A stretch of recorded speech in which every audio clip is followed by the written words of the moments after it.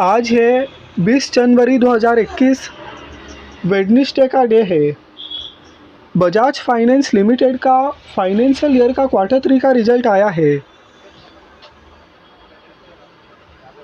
दिसंबर 2019 का कंपैरिजन दिसंबर 2020 से करेंगे। इंटरेस्ट इनकम तो NBFC हो या बैंक हो, उनके लिए ब्याज की कमाई सबसे इम्पोर्टेंट होती है। तो यहाँ पर इंटरेस्ट इनकम दिसंबर 2019 में 5,485.85 करोड़ था और दिसंबर 2020 में 4,973.07 करोड़। तो यहाँ पर इंटरेस्ट इनकम में गिरावट है। टोटल इनकम दिसंबर 2019 में 6,316.46 करोड़ था, दिसंबर 2020 में 5,847.67 करोड़। तो यहाँ पर टोटल इनकम में भी गिरावट है। टोटल एक्सपेंसेस दिसंबर 2019 में 4,317.21 करोड़ था और दिसंबर 2020 में 4,425.90 करोड़। तो यहाँ पर total expenses year on year basis पे बढ़े हैं। तो यहाँ पर इनकम कम हुई है और एक्सपेंसेस बढ़े हैं, तो एक नेगेटिव पॉइंट है। प्रॉफिट बिफोर टैक्स दिसंबर 2019 में 1,999.25 करोड़ था, दिसंबर 2020 में 1,421.77 करोड़।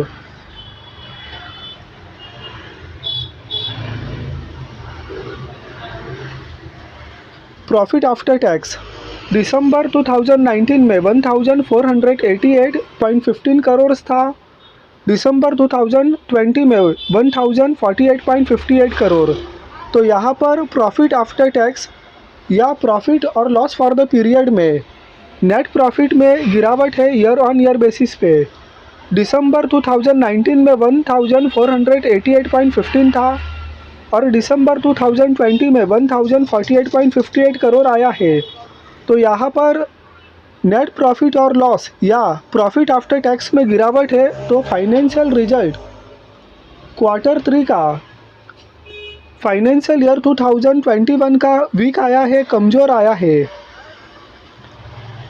EPS दिसंबर 2019 में 25.19 था, दिसंबर 2020 में 17.45।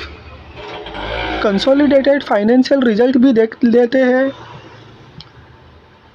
तो प्रॉफिट आफ्टर टैक्स दिसंबर 2019 में 1,614.11 करोड़ था और दिसंबर 2020 में 1,145.98 करोड़। तो यहाँ पर प्रॉफिट आफ्टर टैक्स में गिरावट है। EPS दिसंबर 2019 में 27.32 था और दिसंबर 2020 में 19.08। तो यहाँ पर भी प्रॉफिट में गिरावट है। फाइनेंशियल ईयर 2021 के Q3 का जो न्यू लोन बुक है वो 6.04 मिलियन है, जबकि फाइनेंशियल ईयर 2020 के Q3 का 7.65 मिलियन था। तो यहाँ पर लोन बुक में भी गिरावट है। Consolidated performance highlights assets under management December 2020 में 1,43,550 करोड़ है और दिसंबर 2019 में 1,45,092 करोड़। तो यहाँ पर एसेट अंडर मैनेजमेंट में भी गिरावट है। Net interest income financial year 2021 के Q3 में 4,296 करोड़ और फाइनेंशियल ईयर 2019 में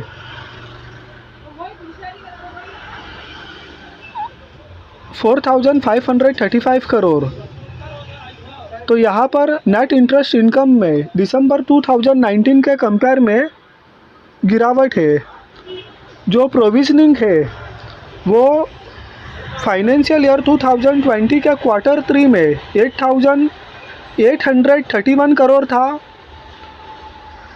831 करोड़ था Q3 फाइनेंशियल ईयर 2020 में प्रोविजनिंग, और फाइनेंशियल ईयर 2021 में Q3 में जो प्रोविजनिंग है वो 1,352 करोड़।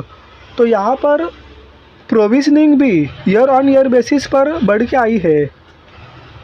2020 के फरवरी महीने में हाई बनता है 4923.40 का। 2020 के फरवरी महीने में हाई बनाने के बाद में दिसंबर 2020 में हाई बनता है 5372.50 का। दिसंबर 2020 में 5372.50 का हाई बनाने के बाद में आज स्टॉक का क्लोजिंग होता है 4981 पर। तो स्टॉक अभी भी 2020 के फरवरी महीने के हाई 4923.40 के अबाउ है। तो एक इम्पॉर्टेंट लेवल के ऊपर स्टॉक अभी भी ट्रेड कर रहा है। दिसंबर 2020 के हाई के नीचे है और फरवरी 2020 के हाई के ऊपर है।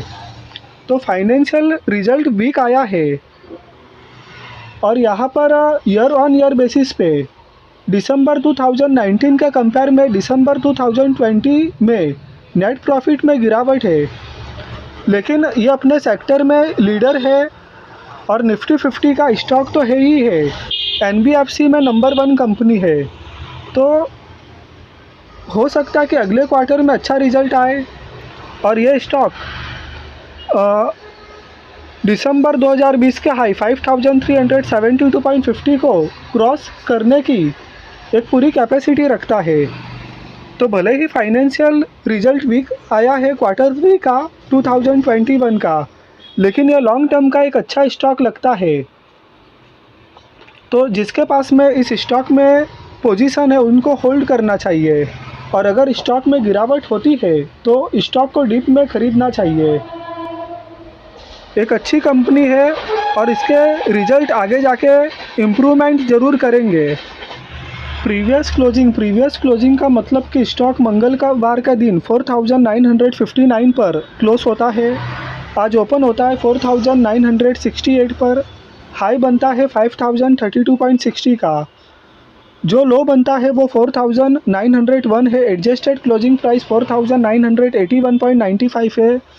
क्लोजिंग 4980 का है। Security wise delivery position quantity traded 33,14,707। Deliverable quantity gross across client level 3,62,774। Percentage of deliverable quantity to traded quantity 10.94%। तो बहुत ज़्यादा आज इस स्टॉक के अंदर माल नहीं उठाया गया है। Percentage of deliverable quantity to traded quantity कम है। 52 वीक लो 27 मई 2020 को बना था 1783 पर। 52 वीक हाई 31 दिसंबर 2020 को बना था 5372.50 का। मार्केट कैपिटलाइजेशन 3,157.79 करोड़ है। एक लार्ज कैप कंपनी है। फेस वैल्यू 2 रुपये की है। EPS 68.47 है। PE वैल्यूएशन 72.75 है। PB 8.94 है। रिटर्न ऑन इक्विटी 12.28 है। प्रमोटर के पास में 56.12% का स्टेक है। पब्लिक के पास में 43.60% का स्टेक है। प्रमोटर्स प्लेज होल्डिंग की कोई भी समस्या नहीं है। म्यूचुअल फंड्स की 36 स्कीम्स ने कलेक्टिवली 6.25% का स्टेक ले रखा है। Foreign portfolio investors 778 foreign portfolio investors ने कलेक्टिवली 23.89% का स्टेक ले रखा है। 7 इंश्योरेंस कंपनीज ने कलेक्टिवली 0.80% का स्टेक ले रखा है। तो इस स्टॉक में इंस्टीट्यूशनल होल्डिंग काफ़ी स्ट्रांग है। तो लॉन्ग टर्म के लिए एक अच्छा स्टॉक लगता है। क्वार्टर 3 का फाइनेंशियल रिजल्ट कमज़ोर आया है 2021 का, लेकिन सिचुएशन सुधरेगी और कंपनी आगे जाके अच्छा परफॉर्म करेगी। तो लॉन्ग टर्म के लिए एक अच्छा स्टॉक लगता है। वीडियो आपको पसंद आया है तो लाइक कीजिए, चैनल को सब्सक्राइब कीजिए। Thank you.